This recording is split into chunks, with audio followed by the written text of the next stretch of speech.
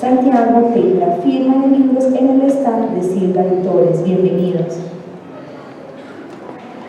Buenas tardes para todos y bienvenidos a esta presentación de esta gran novela. La tengo entre mis brazos porque quiero abrazarla. Es un libro muy pesado, además tiene 556 páginas. Creo que es el libro más grande que hemos hecho en Sílaba, y además de grande y gordo y todo eso. Es un libro pues, de un valor.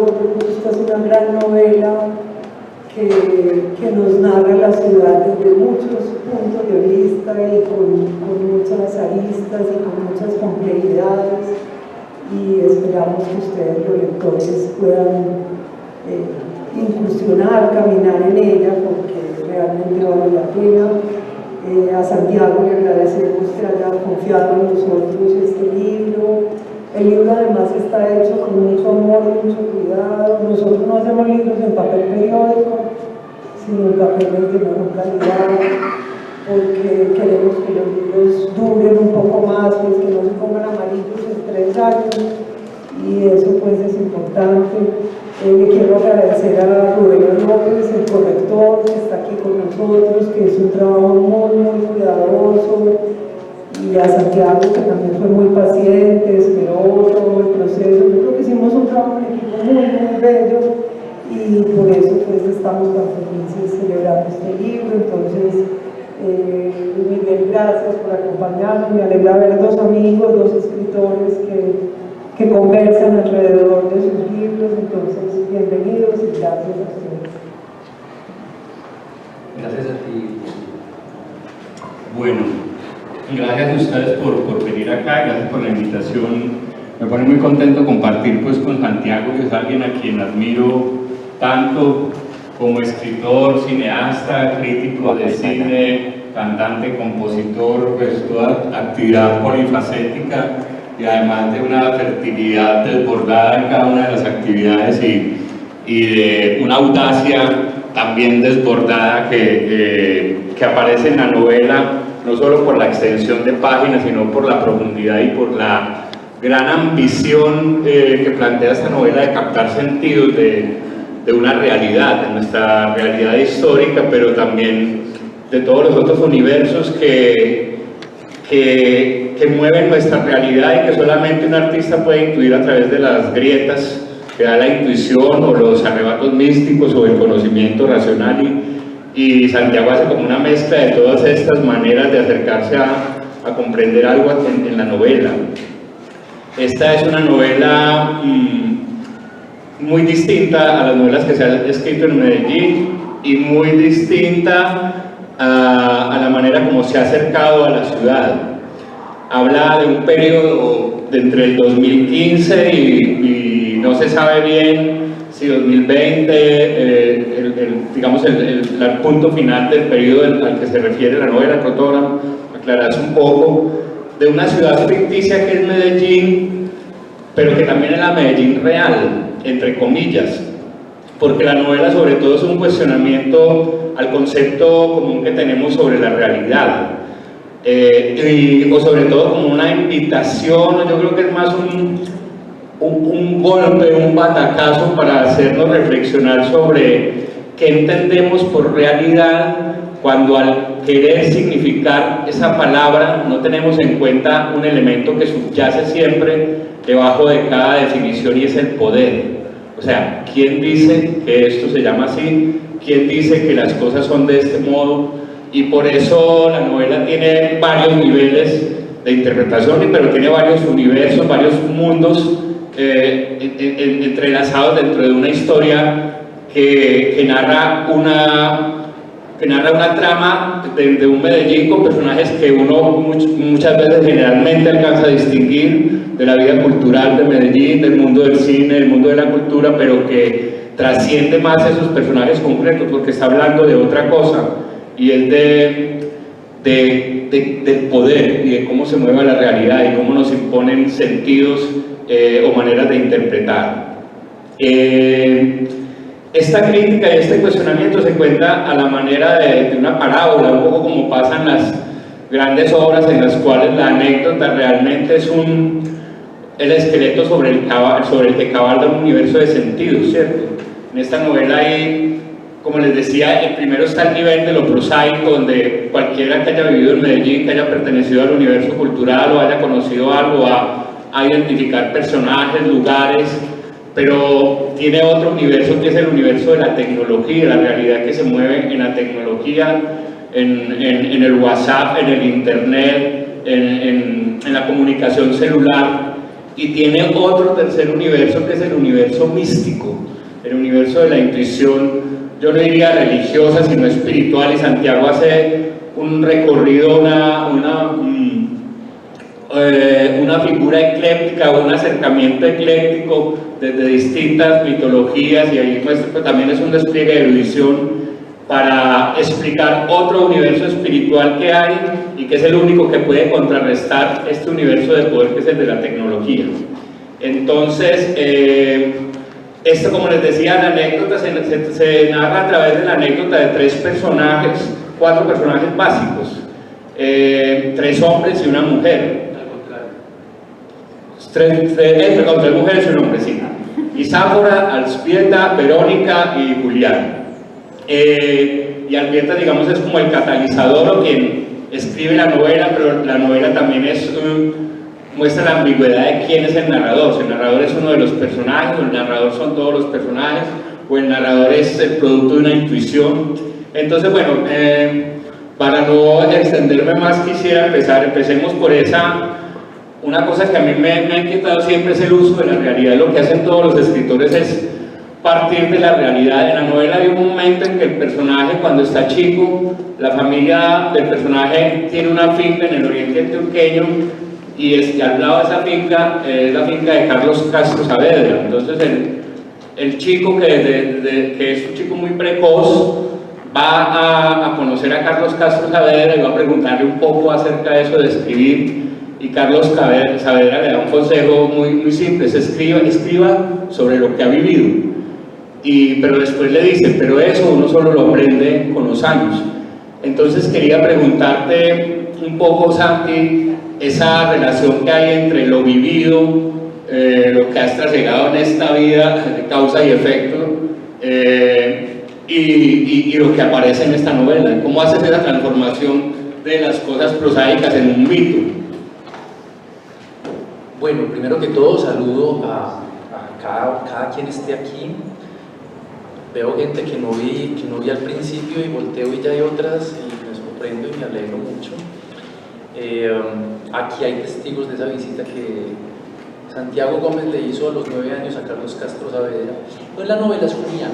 Entonces la pregunta que tú haces es muy interesante, porque a mí Carlos Castro Saavedra sí me dijo eso, me dijo, escriba de lo que ha vivido. Yo llegué a preguntarle cómo hacía uno para ser un escritor. ¿Sí nos dieron bien todo lo que dije? Bueno, y Carlos Castro Saavedra pues era un anciano en ese momento, le faltaban unos 8 años para morir.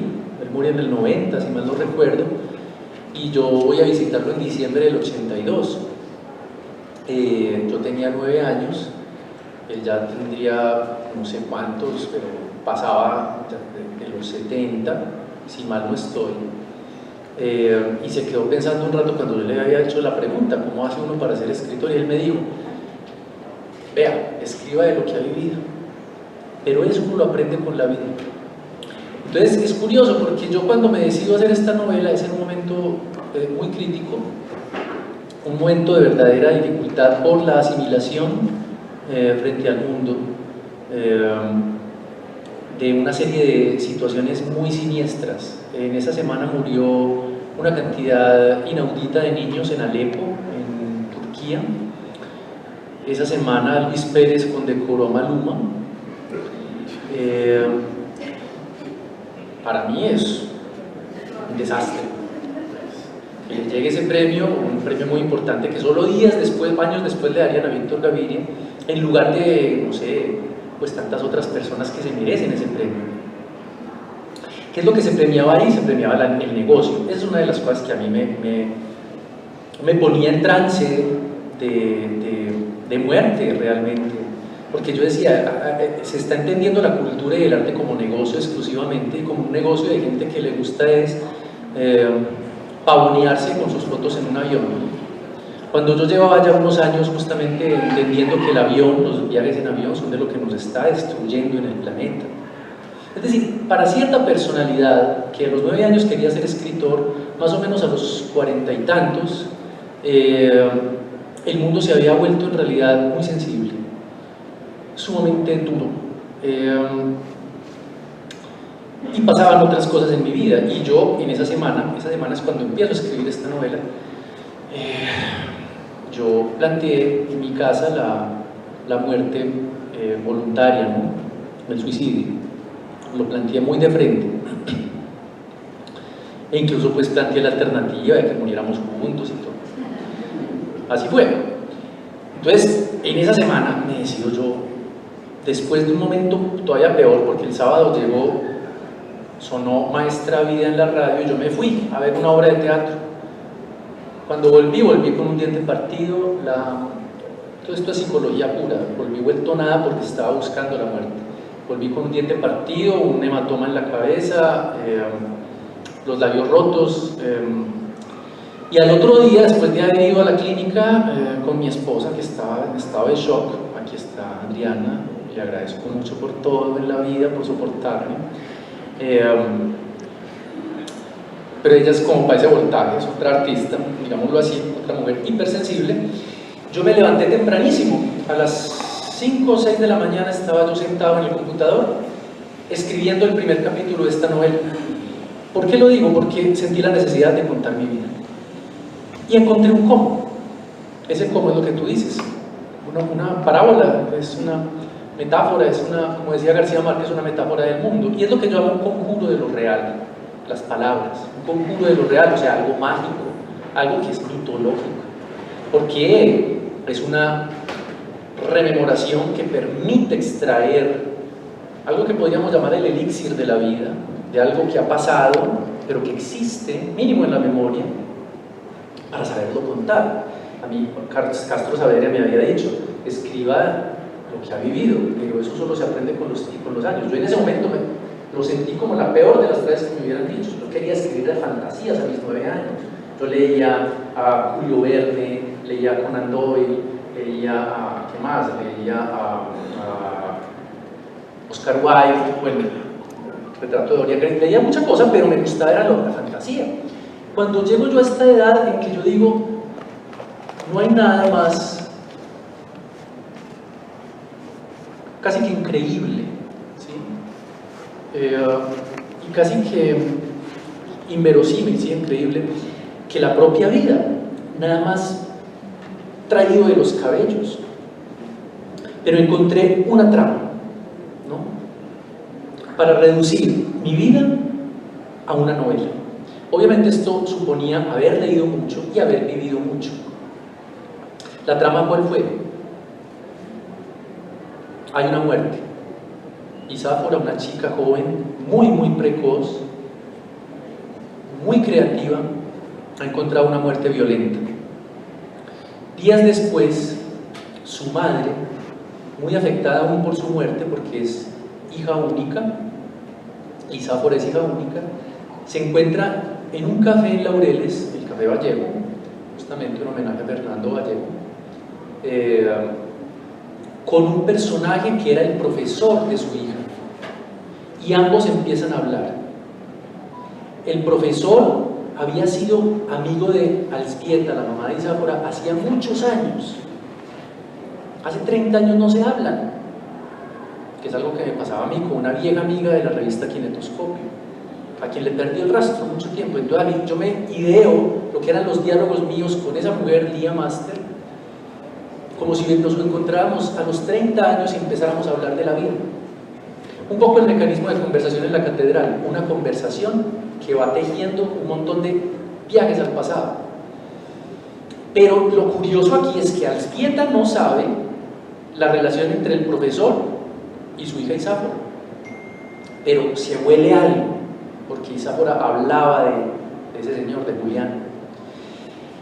Y Julián, el profesor, no sabe que esa mujer, su vieja amiga, era la mamá de su alumna. Como los lectores ya lo saben desde las primeras páginas, tienen que quedar enganchados. Si no quedan enganchados, yo no sirvo para nada en la vida. Y entonces yo ya armo el cuento de modo tal que ellos empiezan a conversar y el lector siempre está diciendo ¿cuándo se van a dar cuenta? ¿Cuándo se va a dar cuenta Alzbieta de que Julián era el amante de Isáfora y que la mató? O no sabemos, porque el tipo está en una borrachera tan grande que no sabe si él la mató o si sucedió otra cosa, ¿sí? Y no sabemos si Julián se va a dar cuenta de que esta mujer era la mamá de la chica con la que se emborrachó, su estudiante. Es un feminicidio, es un, ¿cómo se dice? Cuando es casi que pedofilia. Es decir, la novela toca cosas muy, la palabra es tenebrosas, no, pues muy duras, y tiene que ser mediante algo que para mí en la novela es muy importante, y es la trama, ¿cierto? Que te enganche. Yo admiro mucho a unos autores que hacen un tipo de novela muy experimental a veces, y eso por ejemplo, Cortázar, ¿no? Aquí tengo una gran admiradora de Cortázar, lectora de Cortázar, vieja amiga mía. Admiro mucho a Lezama Lima, que hace una novela también experimental, muy poética, pero yo valoro mucho en Vargas Llosa la capacidad de enganchar la trama, y en García Márquez, por supuesto. García Márquez y Vargas Llosa son los grandes narradores de lo que fue ese momento, desde luego que sí, muy mediático, muy comercial, muy machista, el mundo latinoamericano. Entonces yo me apropio de puras técnicas vargasllosianas, y esta es la principal, dejar ese suspenso, eso se llama el dato escondido. Nosotros mismos no sabemos cómo fue la muerte de Isáfora, y estamos leyendo el diálogo con un montón de evocaciones al pasado, un montón, para llegar a ver qué fue la verdad de Isáfora. Entonces, esas son formas de uno reducir un cúmulo enorme de experiencias a un libro, que en realidad pues es grande, pero en últimas lo puedo cargar con la mano, ¿no? Y yo diría, aquí está mi vida. Obviamente convertía en eso que decía García Márquez, una metáfora de la realidad, o sea, un conjuro de las cosas, algo mágico, algo mitológico, que toda novela es mitológica. Y otra cosa que yo veo es que la novela tiene unos momentos experimentales, muchos momentos experimentales en la escritura, en la estructura, pero están unidos a ese hilo conductor, que es una trama que es muy clara, y pensaba en tu trasegar en el cine y en el trasegar en la escritura de guiones que marcan una trama, una historia que se está contando, y hasta qué punto esa experiencia tuya con el cine está metida en la novela. Hay que preguntarte. Pues yo digo que esto debería ser una serie, debería vender los derechos mañana, y que hagan una serie, porque además está pensada para que se expanda. Julián ya había aparecido con su esposa Verónica en otros libros anteriores. Julián ya había aparecido en otros libros con Verónica en otros libros anteriores. Entonces esto en realidad termina convirtiéndose en una novela de ciencia ficción, ¿no? Termina volviéndose una novela de ciencia ficción, también una epopeya con dioses y héroes. Julián termina siendo un personaje que aparece en varios lugares a la vez, de modo que se podría proyectar, no es mentira, a una miniserie con diversas temporadas. Bueno, y contabas ahora que ese pensamiento del suicidio en una época específica dura fue de alguna manera detonante para la escritura de la novela, y estamos acá sentados hablando de la novela, y me acordaba de ese aforismo de Cioran, que decía que él defendía mucho el suicidio como idea, y aunque seguía vivo, lo seguía defendiendo el suicidio como idea, y si la idea del suicidio no existiera, él ya se habría matado. Entonces pensaba en el fenómeno de la autosupresión y de la inmolación en esta novela, en que, y no importa hacer spoiler, porque bueno, el spoiler está desde el principio, la inmolación de Julián, que se lanza desde una altura, y el suicidio de Isáfora. Pero en este caso la muerte no es una evasión ni es un final del ciclo, sino que esa muerte es como un acceso a otra vida, a otro nivel. ¿Vos lo concebiste así, o es una lectura que te hago Hay algo que aparece en la novela muy desde el principio, muy desde el principio, yo creo que es en las primeras secuencias del primer capítulo. El primer capítulo, igual que una serie de capítulos, porque son como capítulos en series que se alternan. Algunos son con monólogos, algunos son relatos de una época que hacen en pares los personajes principales, y algunos son los diálogos propios de Julián y Elzbieta. Entonces se van turnando, ¿sí? Todo eso es del estudio, sobre todo de Vargas Llosa. Entonces en los capítulos de los monólogos, cada monólogo es como una secuencia y se alterna con otras secuencias de otros personajes. Y un personaje muy al principio de la novela termina diciendo: es que yo tengo una visión de la vida muy distinta de la visión que se tiene sobre la muerte. Una de esas frases raras que a mí me llegan, yo no sé qué es lo que tengo, yo en la novela también juego mucho con la idea que Julián, el personaje, tiene sobre sí mismo. Entonces a veces es como un pavoneo, como diciendo yo soy un maestro, como escritor, pero es como los raperos que dicen yo te voy a vencer con mi pluma, tú no se vales para nada, ¿cierto? O como Richie Ray diciendo que es el más teso, Bobby Cruz en la salsa. Es una cosa retórica. Entonces el personaje es consciente de que a veces tienen unas frases muy extrañas y esa frase es muy rara. Yo tengo una idea de la vida muy distinta de la idea que se tiene sobre la muerte. ¿Qué es esa idea que se tiene sobre la vida? Es en realidad lo que va a terminar planteando la novela. La novela juega con algo que yo aprendí en el doctorado con el maestro Selmis Vivas, aquí presente. Cuando hicimos el doctorado en literatura estudiamos la novela Paradiso, y en Paradiso yo aprendí algo muy profundo, y es que la novela tiene una tendencia a ser novela total. Es decir, cuando la novela empieza a contar algo de manera realista, suele tender, ya no lo hace casi, pero en alguna época eso se asumió de manera muy frontal, y es que el realismo tiene que terminar contando quién cuenta. Eso en el documental también ha aparecido. Aquí hay una profesora de documental a propósito de la Universidad de Antioquia y lo sabe muy bien. El documental termina teniendo que mostrar quién cuenta, ¿no? La novela también. Entonces cuando empieza uno a contar quién cuenta, empiezan a pasar cosas. Empieza la novela a contarse a sí misma, es como un espejo dentro de un espejo, y pasan cosas muy tremendas que hacen que la novela en últimas tenga que volverse un manifiesto del mundo y una explicación tentativa, por lo menos, del mundo. Entonces termina convirtiéndose como un tratado, una novela total, y eso es lo que aspira a hacer esta novela. Busca hacer muchas cosas, y una de ellas es, en cierto sentido, como una especie de, yo no sé si filosofía o ensayo, pero en mi novela yo trato de aportar una nueva visión de la vida, ¿no? Que de hecho proviene mucho del Samalí. ¿Y en qué consiste? Consiste en que la vida es mucho más que lo que termina cuando uno expira, ¿sí? Entonces la inmolación viene a ser también una idea distinta de la palabra sacrificio, ¿sí? ¿Y por qué? Sobre todo porque la muerte es el cierre, pero podemos entenderlo como el acabamiento de una imagen larga, grande. Es como el cierre justamente de un relato, en cierto sentido, o como acabar un cuadro, como terminar un acto. Nosotros usualmente vivimos la vida como si nos tocara. Cuando vos decís que el suicidio en Cioran es importante como idea, y que Cioran dice, me parece muy curiosa esa frase, aquí tenemos una gran lectora de Cioran que es Lucía Gudelo. Si el suicidio como idea no existiera, él se habría matado, eso es fenomenal. Claro que sí, uno vive y debería vivir todas las noches, a ver, sigo, mañana sigo. Eso es lo que yo creo. Porque uno no tiene por qué vivir si no quiere. Uno tiene por qué vivir porque le toca. Y yo sé muy bien que aquí hay personas que llegan a la noche y piensan, ¿por qué estoy pensando esto? Qué bueno sería que esto se acabara. Esa voluntad existe constantemente. Y nosotros no solemos mirar de frente estos asuntos. Y en este momento la humanidad está abocada a un suicidio. Y yo digo, hay que morir con sentido. Que la muerte no sea un dolor.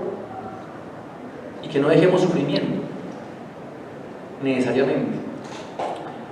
Uno debe tratar de ser dueño de su vida.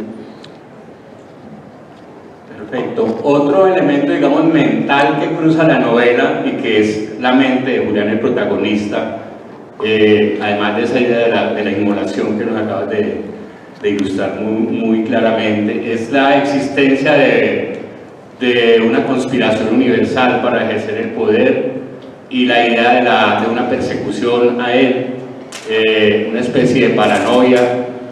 Una paranoia, me acuerdo de Seinfeld que decía que el hecho de que uno sea paranoico no quiere decir que no lo están persiguiendo. Pues, en la novela, de todas maneras, al final un poco vos entendés todos esos argumentos que Julián ha dado por distintos lados de un modo casi desordenado, pero empiezan a adquirir una coherencia. Entonces quisiera que habláramos un poco sobre esa faceta de ese universo de poder que hay detrás, la conspiración, y cómo cruza eso la vida de Julián en tu personaje principal. Muy bien, Miguel. La idea de conspiración que existe en la novela tiene que ver mucho con la civilización. Hay una película de Alfred Hitchcock que comienza con un grito. No es casual, es la primera película sonora de Hitchcock. Y este señor, que es un genio donde los haya, Hitchcock, que además definió muy bien el siglo XX, y hay quien dice que lo marcó con la palabra paranoia, comienza con un grito. Entonces, es un pueblo apacible, una ciudad menor en Inglaterra, de noche, y de pronto, en el comienzo del cine sonoro eso era tremendo. Entonces empiezan a prender lucecitas, puros juegos visuales de Hitchcock tremendos, se empiezan a prender lucecitas y se abren ventanas. ¿Qué es lo que pasa? Que claro, cuando uno convive, y por eso hablo de la civilización y hablo de lo que fue el comienzo de la revolución agrícola, cuando el ser humano se asienta, desde luego que la vigilancia empieza. La vigilancia empieza y la vigilancia existe en nuestros días. Y no es mentira cuando se habla del Facebook como el gran hermano, y cuando llegamos a ciertas situaciones que son menos literarias, no menos mitológicas, como la seguridad democrática. Cuando Pacho Santos dice en una declaración que es que Juan Manuel, su primo, va a dañar la red de informantes tan importante para la seguridad democrática, ¿qué está diciendo? La gente a veces pasa por encima de eso y todos queremos creer que en la vida debemos movernos como si nadie nos estuviera mirando, por lo menos sin decirlo, ¿cierto? Como que madurar es entender que sí nos están mirando y de hecho obrar en consecuencia, no como si estuviéramos solos en el mundo, pero ¿cuáles son las consecuencias de eso que es esa red de informantes, sobre todo en Medellín, para la novela, por ejemplo? Yo lo vine a entender cuando leí un informe que apareció en una página de Facebook que yo recomiendo, llamada Coordinación Europa, Colombia, Estados Unidos. Era un informe sobre el funcionamiento de la vigilancia secreta en Medellín, en realidad en toda Colombia, y en zonas rurales y urbanas. La cosa es de miedo. Y en estos días, leyendo a Eric Hobsbawm, bueno, no sé aquí quién sea espía informando, se puede quedar aquí. Me entiendo muy bien. Muy bien, Lucía, todos, porque así es que oramos. Foucault no se equivocaba cuando decía que nosotros incorporamos la vigilancia. Pero Hobsbawm, un historiador marxista, hablaba de la Guerra Fría como un momento en el que el espionaje se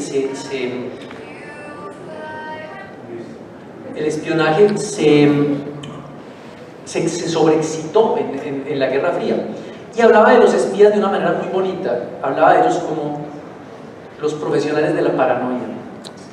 Necesitan espiar y se sienten espiados, tal vez que se saben espiados.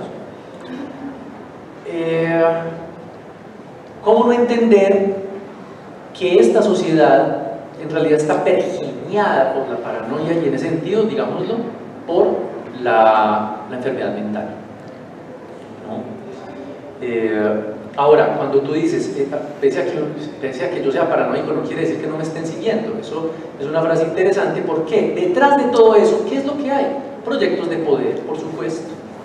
¿Quién vigila? ¿Quién necesita controlar? ¿O para qué es la seguridad democrática? ¿Quién levanta la mano? ¿Para qué es la seguridad democrática? Es una muy buena pregunta. Para nuestra tranquilidad, para nuestra seguridad como ciudadanos.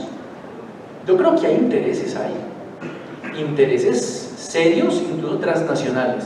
Entonces no es mentira. Cuando le dicen a uno es que usted es un conspiranoico, pues sí, pero no quiere decir que la conspiración no existe.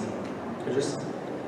Yo de hecho no podría decir cuál es, que son los Rothschild y los otros, la otra vertiente de judíos que empieza desde... Hay conspiradores, conspiranoicos, hay los que no quieren. Yo no tengo idea cuál es la conspiración, pero que la hay, estoy convencido, y hay señas evidentes. Una de esas señas es la muerte de Kennedy, y aquí en Colombia hay otras.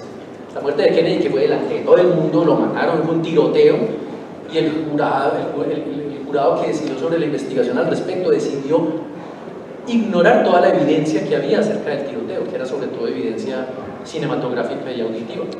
Lo ignoró. Sencillamente hubo un solo francotirador y se acabó. Y es un engaño que le metieron a todo el planeta. Eso es muestra de poderes enormes, de los que nos hablaba ya Eisenhower cuando fue a salir de su presidencia, diciendo que el poder armamentista, la industria militar, era el gran peligro, y por supuesto, eso es. Bueno, y vos en la novela planteás un poco que la resistencia a esos poderes y como el segmento contestatario está en los artistas y en los místicos. De hecho, al final de la novela hay una reunión, un concierto de Mick Jagger en Itagüí, de los Rolling Stones en Itagüí, donde se congrega pues, muchos de los personajes que han sido mostrados dentro de la novela, y hay una especie de reunión final que es una reunión de resistencia a ese poder. Entonces, para vos el arte juega un papel en la resistencia, o cómo ves que puede el arte ser un elemento de resistencia verdaderamente eficaz frente a esos poderes. Mira, yo quiero en este momento remitirte a un libro llamado Ciudad y Literatura, o Literatura y Ciudad, de Pablo Montoya, que es un gran amigo de Sílaba Editores. Es un libro de ensayos en el que Pablo Montoya hace un examen de lo que es el proyecto civilizatorio y su relación con el arte. Una novela como Tríptico de la Infamia, a mí me parece Pablo tremendo en eso, porque Pablo es alguien que habla mucho de la alta cultura, ¿no? Y de hecho, pues, eso a mí me ha enseñado cosas y hemos discrepado en cosas, en cierto sentido. Pues yo, por ejemplo, no soy tan tajante cuando un libro no corresponde a los cánones clásicos. Por ejemplo, yo a Jaime Jaramillo Escobar lo valoro mucho, no necesariamente al nadaísmo en general. Yo creo que no debe haber vacas sagradas en Medellín, y el nadaísmo se puede hablar bien o mal sin necesidad de que vengan a atacarlo a uno. Pero cuando Pablo se fija en que el proyecto civilizatorio tiene dos caras, y una de ellas es lo que llama la cultura, por ejemplo, la perspectiva central en el Renacimiento, lo que llaman la perspectiva central, ese punto de fuga, eso es un hallazgo increíble. Detrás de eso hay un montón de cosas siniestras, y Tríptico de la Infamia es dedicado a ese momento de la civilización, que es justamente el momento en que nace la burguesía. Ya más de uno ha hablado de la relación entre la perspectiva central y el individualismo, la perspectiva central de Leonardo da Vinci, de todos los grandes pintores del Renacimiento, y el individualismo, ¿sí? Y todo el proyecto del pragmatismo, el utilitarismo, la idea de explorar el mundo, de apropiarse, todo eso sale al mismo tiempo y no es mentira. Entonces, ¿qué es lo que pasa? Que los artistas van dando cuenta de una serie de situaciones que se van desmadrando. Al final, esos personajes no es que ganen, su único triunfo es mostrar, hacer ver. Por eso es importante la palabra acabí. Es una palabra en Vera Ellávila, que es el nombre de un pueblo donde se construye un gran embalse, Hidroacabí, en la novela. Ya sabrán de qué estoy hablando. Estoy hablando de Hidroituango, es una metáfora de Hidroituango. Pero Acabí es hacer ver. Y los artistas lo único que logran es hacer ver, pero no logran transformar nada, porque no tienen el poder y no les importa el poder. Entonces, al final, ellos, y Julián es muy claro en lo que es mi propia forma de ver las cosas, yo preferiría estar muerto antes de ver las desastres que hay.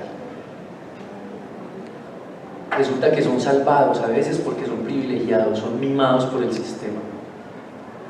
Entonces, en ese arca de Noé, que es el Barman Guaré, se reúnen Fernando González. Fernando González entra de la mano de Débora Arango, ahí está Gonzalo Arango, está Lucía Gudelo con Bernardo Ángel y Quique presentándose, ¿no? están, digamos, salvados, ¿por qué? Por la imagen que ellos mismos hicieron, y ahí es donde entra a jugar lo que crea el artista, y es una imagen del mundo que le termina mostrando a los poderosos lo que hicieron, y eso es lo que terminamos diciéndole en el libro, y por eso Fernando Vallejo en una parte del libro habla, y lo único que dice es lo que tiene para decirnos, pues, maná y hueputas, era lo que hicieron. Y yo digo al final de ese capítulo, esto es un gran lienzo, un gran mural de Pedronel Gómez. Aquí está todo, las masacres de Trujillo, los muertos vagando por el río Cauca, las masacres del Aro y la Granja, y de ahí para adelante. Siga contando. Perfecto, vamos a hacer, te voy a hacer unas últimas 2 preguntas sobre la factura de la novela y después pasamos a conversar con los asistentes. La novela tiene también una mezcla de estilos de escritura, o sea, hay momentos de una escritura coloquial, adolescente, juvenil, suelta, pero hay momentos también de unos diálogos teatrales, rimbombantes, hay momentos de una prosa poética elaboradísima, hay momentos de una escritura profética. Entonces quería saber cómo fue surgiendo, de qué manera te surgieron esos momentos para escoger qué parte de la novela se va a contar con tal tono. ¿Había una elaboración, un pensamiento previo frente a esos estilos o te fueron surgiendo? Mira, en estos días, una de las cosas que me parecen bonitas justamente de la civilización es que yo amo y odio a Facebook, y lo amo porque encuentro cosas como, pues que me aparecen porque sí, hay unas preferencias, digamos, de Santiago consumidor, ¿cierto? Santiago tiene unos trends que prefiere, entonces aparece una página literaria con el manuscrito de una novela de Dostoyevsky. Yo no había visto eso nunca, había visto otras cosas parecidas, pero caramba, es el fragmento de una página, si le doy crédito a la fuente, una página original de los hermanos Karamazov. Y eso es por acá algo, por acá otra cosa. También supe después, o sea, eso, como te digo, para allá voy a responderte. Toma de Se vaya muy lejos. sí, él toma de por acá, mete por acá algo, se puede escribir. Lo mismo Proust hasta en las últimas pruebas de sus libros metía cosas y entonces era un problema para los que armaban el libro. Y según he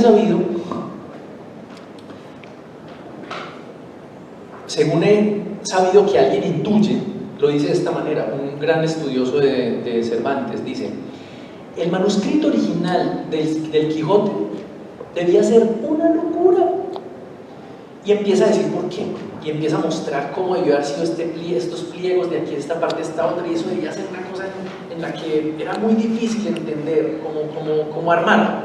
¿Y es por qué? Porque el novelista, y eso es muy bello de la novela, hace acopio de elementos muy heterogéneos. Entonces, ¿qué pasaba? Yo como ordenaba cuándo meter un capítulo completo de un blog, cómo ponía un chat completo, cómo ponía una carta que escribió un cineasta, ¿cierto? Una noticia del periódico El Parroquiano, todo eso, cómo los ponía ahí, era, hacerte de cuenta, cuando me surgiera la necesidad, lo que tuviera a mano. Ahora, yo a veces preveía, entonces hay un capítulo largo en el cual yo me puse a hacer una investigación muy larga, muy grande, documental, para extraer documentos viejos de una época en la que iban a ser útiles. Entonces, de algún modo es la necesidad, ¿no? Y un sentido de heterogeneidad que ayudó a forjar mucho más James Joyce en Ulises, que no es un libro que haya leído porque no he podido con él, pero he leído a grandes herederos de Joyce, como Malcolm Lowry. Entonces Malcolm Lowry iba contando algo y de pronto ponía un letrero de un cartel completo, a la venta, tal cosa, ya mi hermano, no sé qué, ¿sí o no? Materiales muy, muy heterogéneos. Eso lo hacía yo, cogía de aquí, cogía de allá, así. Y antes de pasar, eso es una curiosidad personal como escritor también. Perdóname, y lo mismo con los tonos poéticos, los tonos teatrales, cuando la intuición me mandaba para allá.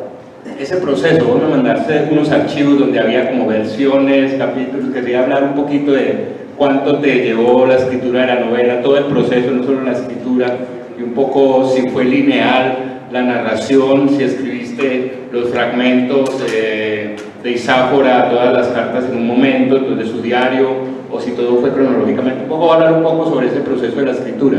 Yo hice un mapa yo escribí el primer capítulo y eso yo lo llamo en otros textos la página semilla. Yo arranco con un texto más o menos de cierta extensión y lo dejo reposar durante mucho tiempo. Para García Márquez era muy importante, y creo que en eso hay una gran sabiduría de narrador, en el arranque de una novela. En el arranque de una novela uno establece muchas cosas, el tono, el ritmo, el universo, la historia, la estructura, todo muchas veces se plantea desde ahí.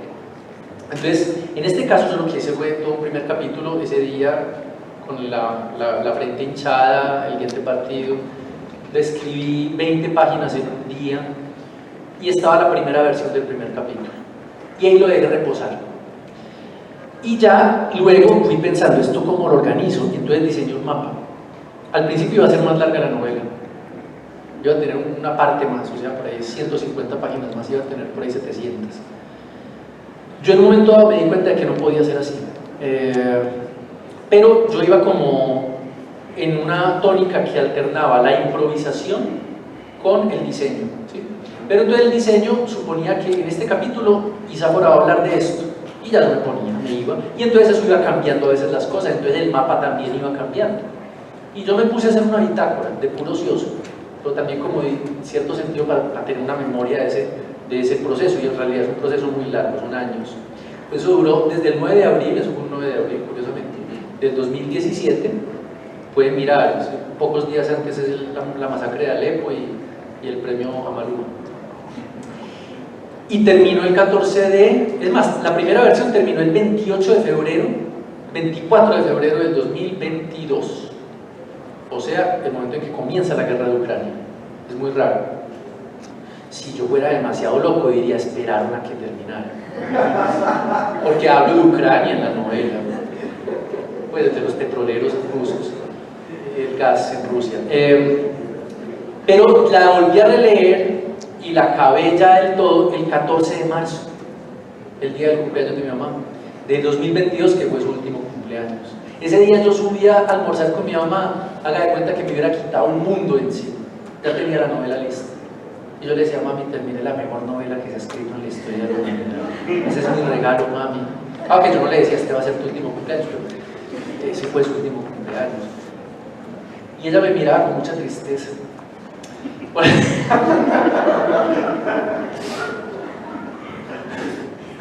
Bueno, pasemos a preguntas del público, de los asistentes. ¿Quieran?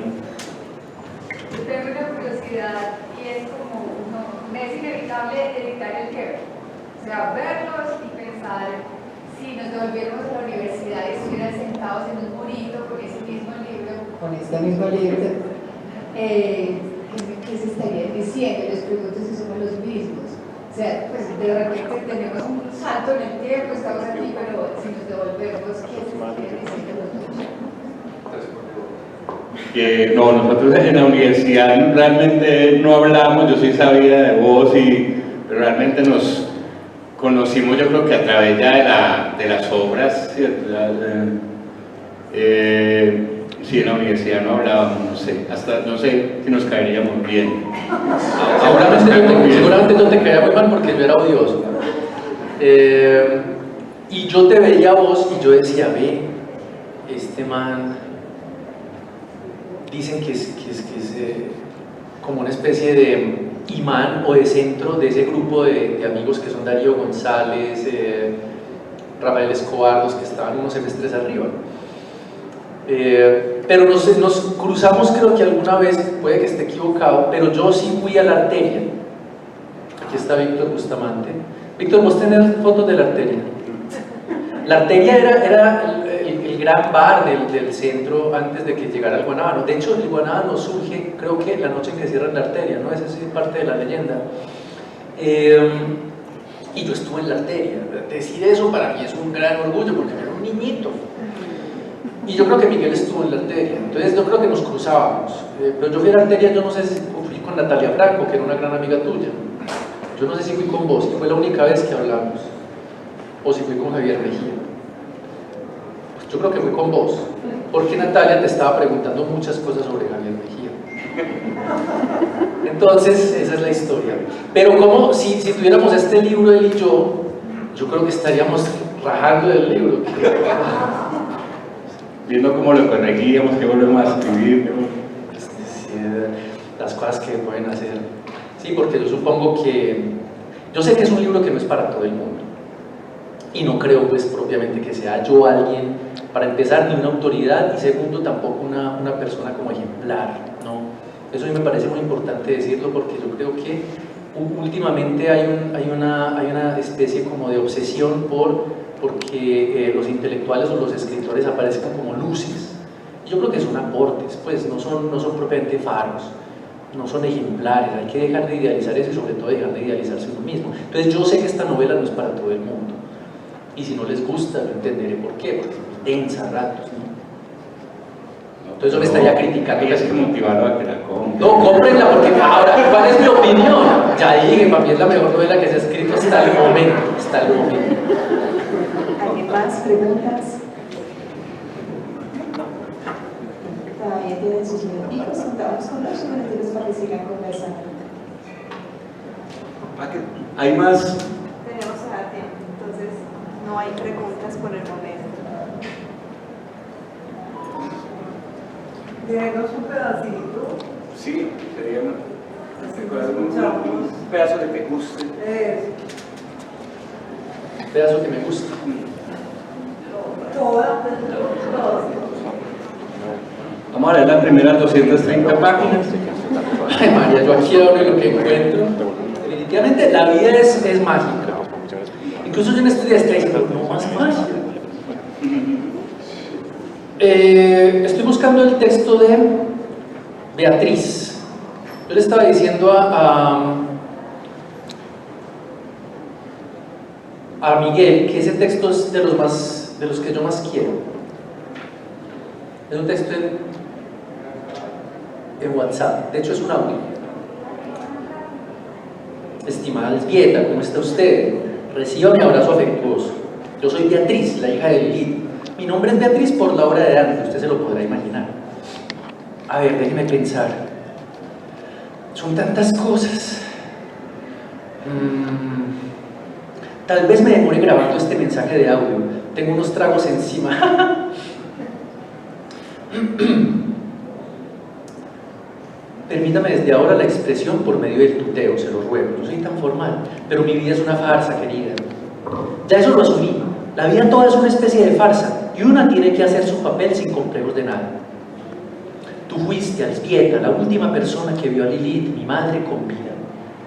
En este punto mis palabras te pueden parecer fatalistas, o sea, yo podría haber dicho con mucho más optimismo que tú fuiste la última persona que ha visto a Lilith hasta ahora, pues ella solo desapareció ayer, después de visitarte, pero yo sé, y todos los enterados sabemos, que mi madre está muerta, o es decir, que fue capturada por las leyes del orden, si me lo permites expresar así, y ajusticiada. No es la primera ni será la última, como dice Bob Marley, el gran músico jamaiquino, ¿no? Entonaré el canto. Don't ask me why. No me pregunten por qué. Sin embargo, déjame decirte, y yo antes solo lo entendía cuando me tomaba unos vinitos o fumaba marihuana, amiga, como ahora. Yo he venido a comprobar, incluso sin fumar, que de verdad hay algo distinto a la muerte en la realidad. Potenciada. Que siempre desde hace unos momentos, o en este mismo instante, sentimos actividad en nuestra piel, querida Elzbieta, y piel adentro. Voy a soltarme, voy a hablar como soy. Mi madre me habló tanto de ti antes de perderse, ese mismo miércoles, por medio de un largo mensaje de audio que tal vez podría enviarte también, pero que prefiero sintetizar. Ya te lo acabo de enviar. Me dijo que en tu casa de Robledo estaba el alma de alguien que nos guiaría, y efectivamente así ha terminado sucediendo, o que nos había guiado desde antes del principio de los tiempos. Me dijo su nombre, Dumanoia, y dijo que su nombre era imperecedero, un nombre de vida, fueron sus palabras. Está rico el vino con un queso que encontré anteayer en la plaza de Santa Elena y se daña en solo 3 días, según me lo informó la parejita que me lo vendió. Oye, Lilith me dijo que no podíamos esperar encontrar una entidad en nuestro adentro, o sea, algo verdadero, si no acudíamos por instinto desde el puro nacimiento a la realidad de Dumanoia madre impenetrable en nuestro propio ser o cereza? Ay, estamos entre amigas. Mi madre. No la extraño porque sé que está viva, o sea, por más que esté muerta. Es una especie de bondad suprema que no puede censurar a la maldad, solo por eso, porque no puede. No puede. Lo que no entiendo es el tamaño de esas palabras, pero el que tú seas la madre de Dumanoia, según me lo dijo Lilith, y nada soporífero ñandú alebrestante de las vigías cortas y en trasteos de lo más revelado, upa. La fantaseada revolución, madre. Estoy llorando, como tal vez se quiso, tantas veces, y en este triste, no sé, instante, o cómo llamarlo, de mi derrota, mujeres, yo que amé, porque quisiera decírselo a ambas, sí, a Dumanoia, a tu hija, tal vez ya ves, me doy tiempo para que canten los pájaros, no sé, mira querida, mira nada más y oye.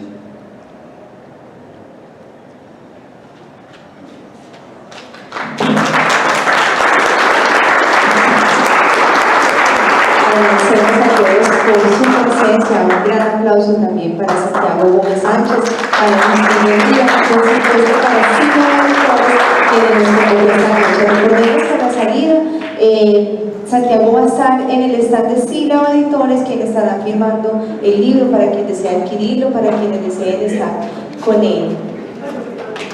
Sí. El stand es en el Orquidiorama, al frente del stand de la Biblioteca Pública Piloto, para que no se pierdan.